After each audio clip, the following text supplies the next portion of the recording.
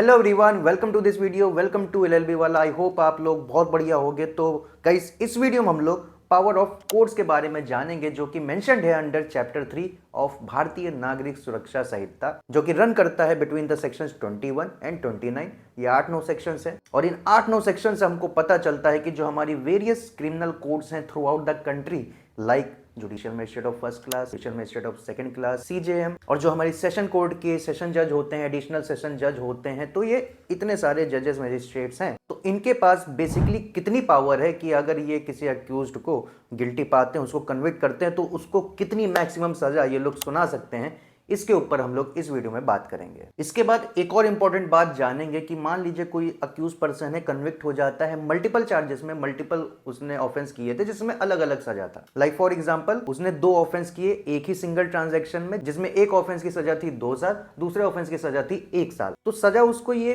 कॉन्सिक्यूटिवली काटना है या कॉन्करेंटली काटना है। माने कॉन्सिक्यूटिव मतलब पहले 2 साल का काटेगा, फिर 1 साल का काटेगा, मतलब 3 साल टोटल। कॉन्करेंट मतलब ये होगा कि 2 साल का काट रहा है, उसमें उसका 1 साल का भी कवर हो गया, तो मतलब 2 साल बाद वो आजाद हो जाएगा। तो इन दोनों में से किस तरह से सजा दी जाती है ये भी इस वीडियो में जानेंगे। और गाइस, इसके बाद ये भी जानेंगे कि जो ऑफेंसेस के साथ जो पनिशमेंट मिलती है, चलो ठीक है 1-2 साल या 5 साल की सजा मिल गई, लेकिन इसके बाद जज साहब जो होते हैं साथ में इसके फाइन भी लगा सकते हैं, 5,000 का, 10,000 का, 50,000 का। तो मान लीजिए किसी से कोई सिनेरियो ऐसा हो जाता है, कॉन्विक्ट सजा काटने को तो तैयार है, लेकिन वो कहता है मेरे पास पैसे नहीं है, फाइन मैं नहीं भर सकता। तो उस केस में क्या होगा? क्या उस फाइन के चक्कर में उसको दोबारा जेल जाना पड़ेगा? अगर इसका जवाब है हाँ, तो कितना जेल जाना पड़ेगा, ये भी इस वीडियो में जानेंगे। तो चलिए गाइस, बिना टाइम वेस्ट किए बेरेट की स्क्रीन पे चलते हैं और जानते हैं कि इन सारे सवालों के क्या जवाब हैं। तो गाइस, अब आपको आईपैड की स्क्रीन दिख रही होगी, बेरेट आपके सामने होगी। नाम है चैप्टर 3। क्या बात करता है? Power of courts. कहां से कहां तक रन करता है? 21 से 29 तक। स्टार्ट करते हैं 21 से। तो गाइस, 21 बहुत ज्यादा इंपॉर्टेंट है, जो कि बताता है courts by which offences are triable. कौन कौन से कोर्ट्स है जो ऑफेंसेस को ट्राई कर सकती हैं। तो इसके 2 पार्ट हैं, ए और बी। ए बेसिकली बात करता है बीएनएस के बारे में। बीएनएस में जो जो प्रावधान है उसके लिए कौन कौन सी कोर्ट्स एलिजिबल होंगी ऑफेंसेस को ट्राई करने के लिए। बीएनएस के लिए अलग से, क्योंकि बीएनएस आप जानते हो प्राइमरी क्रिमिनल लॉ है हमारे इंडिया का। तो कौन कौन सी कोर्ट्स कर सकती हैं? हाई कोर्ट कर सकती है, कोर्ट ऑफ सेशन कर सकती है, या any other code by which such offence is shown in the first schedule to be triable. जो जो कोर्ट्स मेंशन्ड है फर्स्ट शेड्यूल में, तो वो उस हिसाब से होगी। बेरेट के लास्ट में आपको फर्स्ट शेड्यूल देखने को मिल जाएगा। ऑफेंस का सेक्शन आपको देखने को मिलेगा, ऑफेंस क्या है, कितनी पनिशमेंट है, बेलेबल है, नॉन बेलेबल है, कॉग्निजेबल है या नॉन कॉग्निजेबल, और कौन से मजिस्ट्रेट या कोर्ट उस ऑफेंस को ट्राई करेगी, वो वहां पे दिया हुआ है, आप उसको जाके चेकआउट कर सकते हो। अब इसमें एक प्रोवाइजो दिया गया है, provided that any offence under section 64, 65, 66, 67, 68, 69, 70, 71 of BNS shall be tried as far as practicable by a court presided over by a woman. Basically ये जो सेक्शंस है ऑफेंसेस अगेंस्ट वुमेन के बारे में बात करते हैं, रेप एटसेट्रा इन सब में कवर्ड है। तो इन केसेस में क्योंकि वुमेन एक विक्टिम होती है, तो वहां पे कोर्ट में प्रिसाइडिंग ऑफिसर भी एक वुमेन होंगी। तो ये चीज है। अब इसके पार्ट बी पे बढ़ते हैं। Any offence under any other law shall when any court is mentioned in this behalf in such law be tried by such court, and when no court is so mentioned may be tried by high court या any other court by which such offence is shown in the first schedule to be triable. Basically मतलब क्या है, कोई other special law है तो उसमें अगर कोई अलग प्रावधान है कि ऑफेंस है ये इस पर्टिकुलर कोर्ट से ही यहाँ पे ट्राई किया जाएगा, तो वो वहाँ पे कराया जाएगा। नहीं तो एनी अदर कोर्ट बाय विच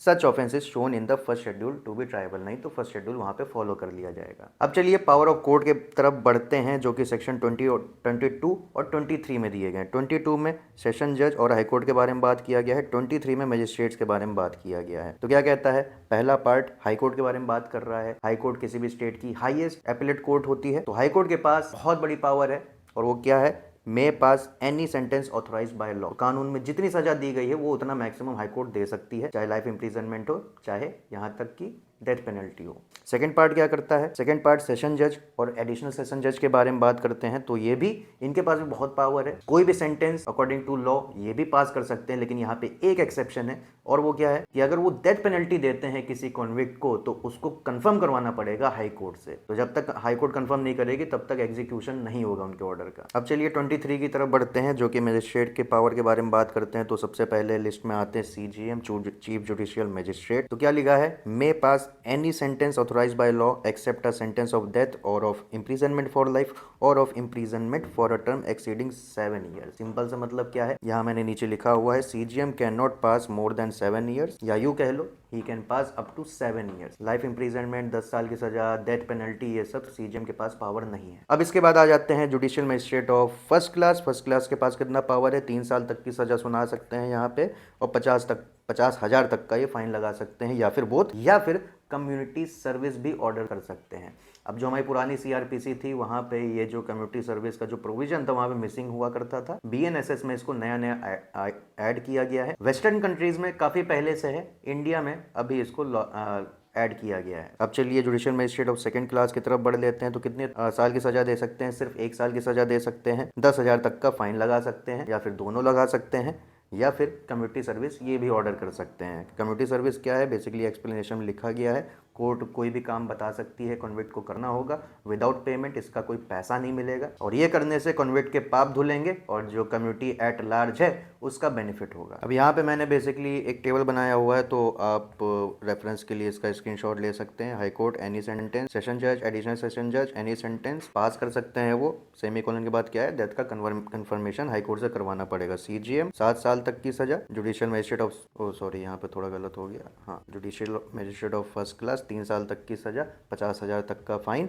और कम्युनिटी सर्विस भी दे सकते हैं। और जुडिशियल मजिस्ट्रेट ऑफ जो सेकंड क्लास है 1 साल तक की सजा दे सकते हैं, 10,000 तक का फाइन लगा सकते हैं, या कम्युनिटी सर्विस ऑर्डर कर सकते हैं। अब फिर चलते हैं अपने बेर एक्ट पे। बेर एक्ट पे सेक्शन नंबर 24 बहुत ही ज़्यादा इंपॉर्टेंट ये सेक्शन है, जो कि बात करता है कि अक्यूज को अगर मान लीजिए फाइन लगा देते हैं मजिस्ट्रेट साहब, और वो अक्यूज डिफॉल्ट कर जाता है फाइन पे करने के लिए, तो वो मतलब उसके साथ क्या होगा, बेसिकली क्या उसका फाइन माफ कर देंगे या उसके लिए एक्स्ट्रा जेल जाना पड़ेगा। तो बेसिकली यहाँ जवाब ये है, जो कि सेक्शन 24 में है, और सेक्शन 24 ये कहता है कि उनको थोड़ा एक्स्ट्रा जेल वहाँ पे काटना पड़ेगा। तो 24 के 2 पार्ट्स हैं। पहला पार्ट कहता है the court of a magistrate may award such term of imprisonment in default of payment of fine as is authorised by law. तो यहाँ पे एक्स्ट्रा इम्प्रीजनमेंट भेज सकते हैं कॉन्विक्ट को, लेकिन यहाँ पे 2 एक्सेप्शन दिए गए हैं, क्योंकि ये जो पावर है भैया इसके ऊपर लिमिट लगाना जरूरी है। ठीक है, जेल तो आप भेज सकते हो, लेकिन कितने समय के लिए, कितने महीने, कितने साल, तो उस पर एक लिमिट होना जरूरी है। नहीं तो पता चला भैया 3 साल का मैक्सिमम पनिशमेंट था जो ऑफेंस किया था,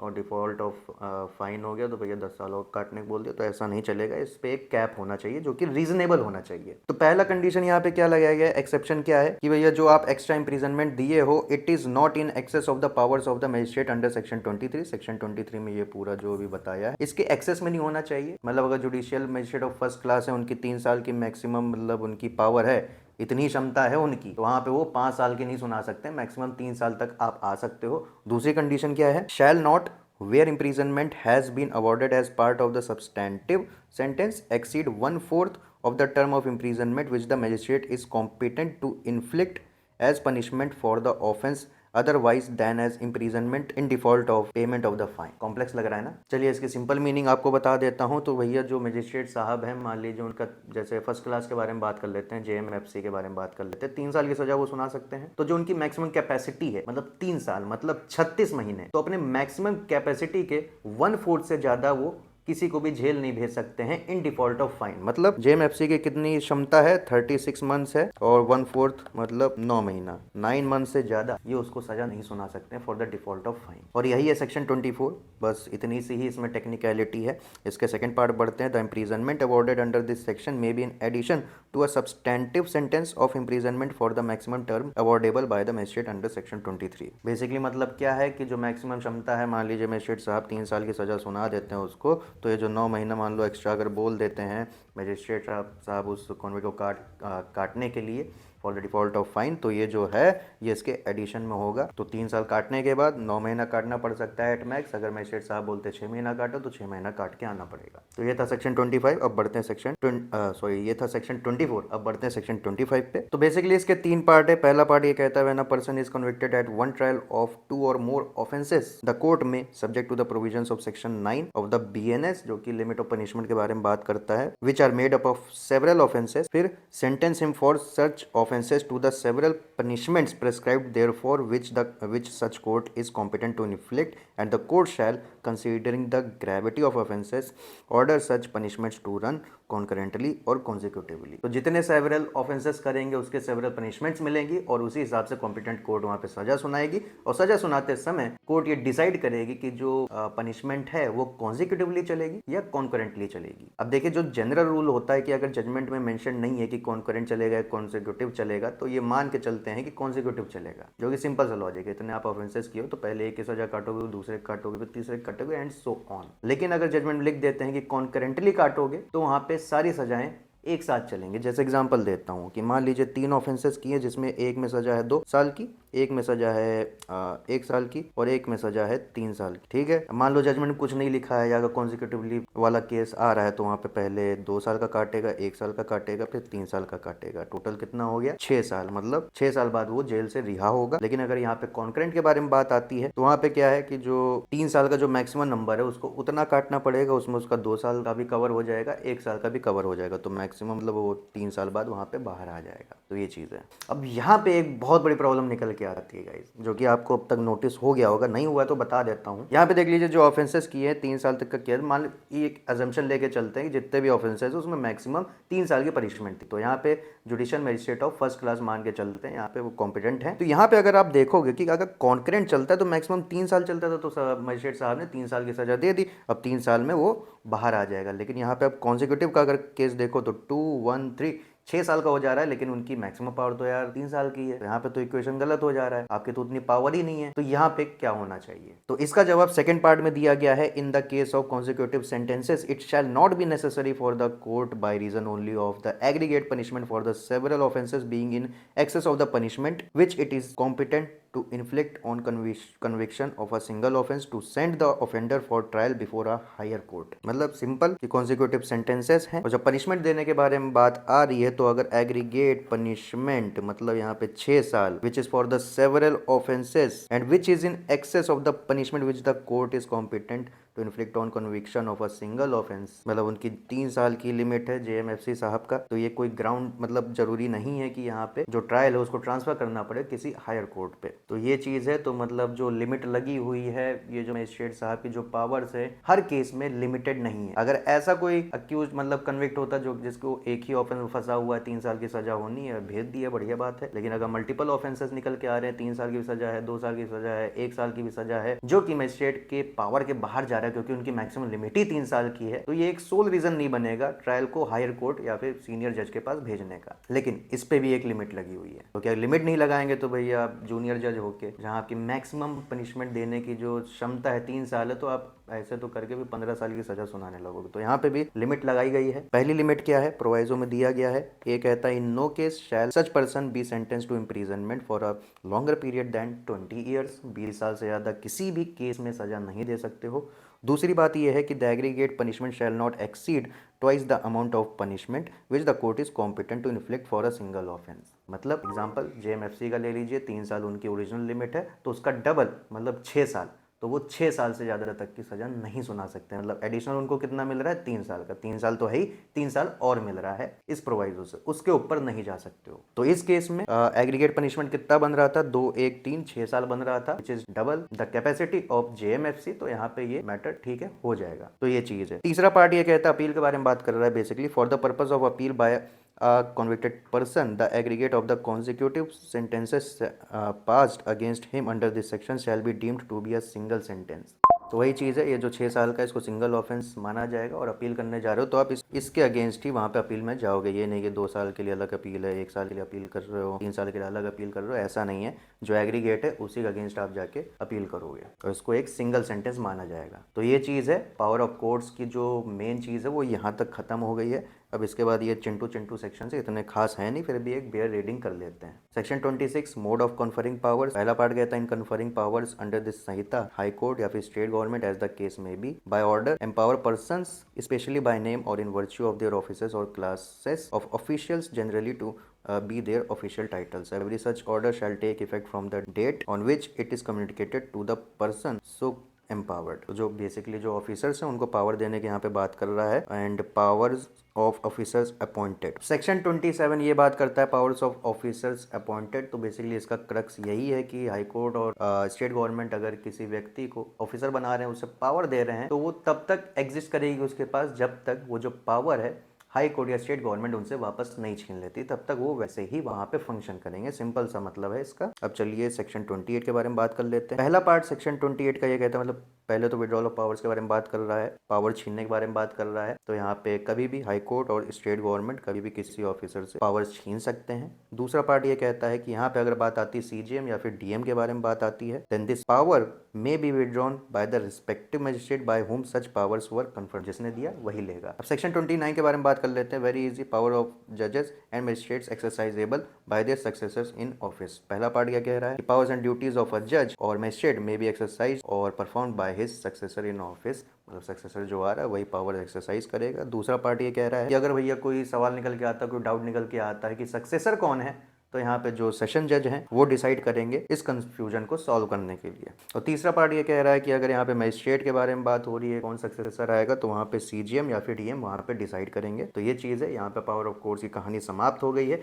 लेकिन यहाँ पे एक इंपॉर्टेंट चीज़, मतलब बहुत ज़्यादा इंपॉर्टेंट भी नहीं लेकिन मालूम होना चाहिए। बेसिकली जो दो टर्म होते हैं, जज जो कि आपको इतना सुनने को मिला होगा पूरी वीडियो में, और एक टर्म होता है जस्टिस जो कि हाई कोर्ट सुप्रीम कोर्ट में लगाते हैं। तो बेसिकली दोनों में डिफरेंस क्या है? कभी आप देखोगे जज लगाता है जज साहब, जज ये हैं, जज एक्स, जज x Y, justice x, justice Y. तो बेसिकली इनके बीच में डिफरेंस क्या होता है, और ये डिफरेंस आपको पता होना चाहिए, क्योंकि मान लीजिए कोई कभी पूछ लेता तो वहाँ पे बेइज्जती हो जाती। मुझसे भी 2-3 साल पहले पूछा गया तो मुझे नहीं मालूम था, तो मुझे भी थोड़ा खराब लगा था। भाई तो बेसिक चीज़ें पता होना चाहिए। तो गाइस बेसिक डिफरेंस इनके बीच में ये होता है कि जो जस्टिस होती है वो जज से बड़ी चीज़ होती है। जज आमतौर पर हम लोअर कोर्ट के जजेस को कहते हैं, और जो जस्टिस होते हैं वो हाई कोर्ट सुप्रीम कोर्ट के जजेस को हम लोग कहते हैं। जस्टिस इनको इसलिए कहते हैं क्योंकि उनके पास काफ़ी ज़्यादा पावर्स होती है, क्योंकि एक तो उनको कॉन्स्टिट्यूशन ऑफ इंडिया से वाइड पावर्स दिए गए हैं कि वो लॉज को अपने हिसाब से इंटरप्रेट कर सकते हैं, और कोर्ट ऑफ रिकॉर्ड्स तो वो होते ही हैं, और इसीलिए उनको जस्टिस कहा जाता है। उनके पास बहुत सारी पावर्स होती है, वो लॉ को इंटरप्रेट कर देते हैं। लेकिन जो हमारे लोअर जजेस होते हैं, लोअर कोर्ट के जो जजेस होते हैं, उनके पास ये पावर नहीं होती है। जो कानून में लिखा है वही आपको फॉलो करना होगा। कोई अगर इशू अराइज हो रहा है या अगर जुडिशियल इंटरप्रिटेशन के बारे में बात आ रही है, तो कोई हाई कोर्ट का उस इशू के ऊपर जजमेंट, तो आपको वो फॉलो करना पड़ेगा। सुप्रीम कोर्ट ने किया तब तो करना ही करना है। यहाँ पे अपने दिमाग नहीं लगा सकते हैं वो लोग। अगर कोई ऐसा इशू क्वेश्चन ऑफ लॉ आ भी रहा है तो वहाँ पे हायर कोर्ट पर उसको ट्रांसफर कर दिया जाता है। तो ये बेसिक डिफरेंस है जज और जस्टिस के बीच में। अब डिस्ट्रिक्ट कोर्ट में जाता हूँ, देखता हूँ भाई मजिस्ट्रेट साहब है, जज, जस्टिस वस्टिस, न्यायाधीश, ये सब लिखे रहते हैं, तो वो चीज़ गलत चीज़ है। न्यायाधीश उनको नहीं लिखना चाहिए, बट ठीक है, ये डिफरेंस आपको पता होना चाहिए था। आई होप आपको समझ में आया होगा। बाकी गाइस इस वीडियो में इतना ही। मिलेंगे किसी नेक्स्ट वीडियो में और किसी टॉपिक को बात करने के लिए। आई होप आपको वीडियो पसंद आई होगी। वीडियो अगर पसंद आई तो वीडियो को लाइक कर दीजिएगा। कुछ आपका सुझाव हो या अगर आपको कुछ सवाल पूछना हो तो आप नीचे कमेंट सेक्शन में पूछ सकते हो। बाकी ऐसी और भी वीडियोस के लिए सब्सक्राइब कर लीजिए LLB वाला को। स्टे सेफ, जय हिंद।